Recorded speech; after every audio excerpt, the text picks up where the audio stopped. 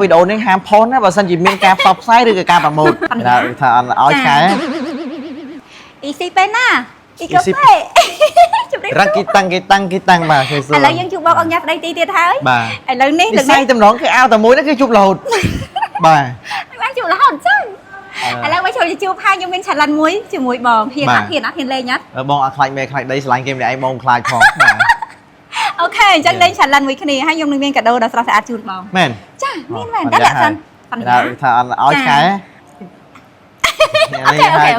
តាយ៉ាអូខេតាសំណួរខ្ញុំសួរតាបងមាន like page Ford Cambodia នៅlike ដូចហើយដោយសារខ្ញុំជា KOL របស់ Ford ស្រាប់ខ្ញុំសូមបង្ហាញផាសតាងអត់បានយកសាប់មកទេបាទឥឡូវខ្ញុំយល់មុខបងថាបងជាអង្គញាស្ដីទីខ្ញុំជឿបងចាស់បងប្អូនអរនេះអាចមើលឃើញខ្ញុំធ្វើវីដេអូឲ្យ Ford ស្រាប់ហើយមែនទេអត់ពិបាកគិតឲ្យប្រើប្រាស់ Ford ទៀតមិនត្រឹមតែអ្នកប្រម៉ូទទេគឺអ្នកប្រើប្រាស់ទៀតអូខេអញ្ចឹងខ្ញុំមានសំណួរទី2អូខេព្រោះបងជាអតិថិជន Ford ស្រាប់បងជាអ្នកប្រើប្រាស់បាទខ្ញុំចង់សួរបងថានៅពេលដែលបងចង់បាក់សេវាកម្មបាទបដូរប្រេងបងធ្វើដូចបដិច្ចក្នុងនាមបងជាអង្គការស្ដីទីដំបូងឡើយគឺបងមិនចាំបាច់កក់ខ្លួនឯងក៏បានដែរបងហៅ manager បងហើយ manager ផងខ្ញុំគឺ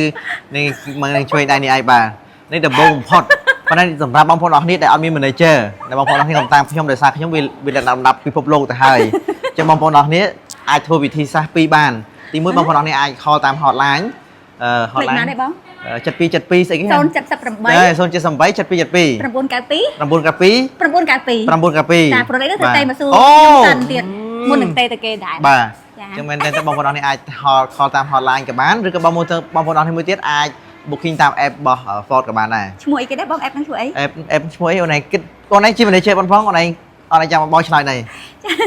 ចឹង app របស់យើងឈ្មោះថា Ford Cambodia ដែរ Ford Cambodia ទេទូរស័ព្ទដែរអូខេចាពីព្រោះអីជាទម្លាប់របស់គាត់ក្នុងចំណោមវិធីទាំងពីរហ្នឹងគាត់ប្រើវិធីអត់ទាំង3ហ្នឹងគាត់ប្រើវិធីទី1មិនគេចាគាត់តែ call មកខ្ញុំនៅពេលដែលគាត់ត្រូវការខកបាទតែបងប្អូនកុំធ្វើតាមគាត់បាទកុំចឹងបងប្អូនអរគ្នាកុំភ្លេចមែនតើណានៅពេលដែលចង់ booking សេវាកម្មណាមួយបងប្អូនអរគ្នាអាច call តាម hotline ក៏បាន booking តាម Ford app Ford Cambodia ក៏បានឬក៏បងប្អូនអរគ្នា call ទៅតាមលេខគាត់ផ្ទាល់ក៏បានដែរហើយបើមិនជាបងប្អូនអត់លើបងប្អូនអរគ្នាអាច call តាមលេខទូរស័ព្ទខ្ញុំតាមខ្ញុំ call ទៅគាត់ម្ដងទៀតបាទអូខេអូយសាប់ជូនកាដូបងជូនកាដូបងឆ្លើយត្រូវមែនត្រូវពួកវិជ្ជាការប៉ាត់បងអូនេះជាការប្រម៉ូទឬយ៉ាងម៉េចនេះអូខ្ញុំជូនខ្ញុំបងចាប់បងប្រាប់មែនតើណាវីដេអូនេះហាមផុសណាបើសិនជាមានការផ្សព្វផ្សាយឬក៏ការប្រម៉ូទប៉ុន្តែបើវាជាវីដេអូណែនាំអត់អីទេខាងណែនាំអូវីដេអូណែនាំអត់អីទេកាដូលើកទឹកចិត្តបងព្រោះបងគឺជាអតិថិជន Ford ដែរក៏ពិតខ្ញុំថើឲ្យមួកបងតែខ្ញុំឃើញបងពាក់មួកហើយអញ្ចឹងខ្ញុំដូចជាដកទឹកវិញអរគុណច្រើនអូនគូនេះជីវ៉ាម៉ាសាម៉ាសេយេ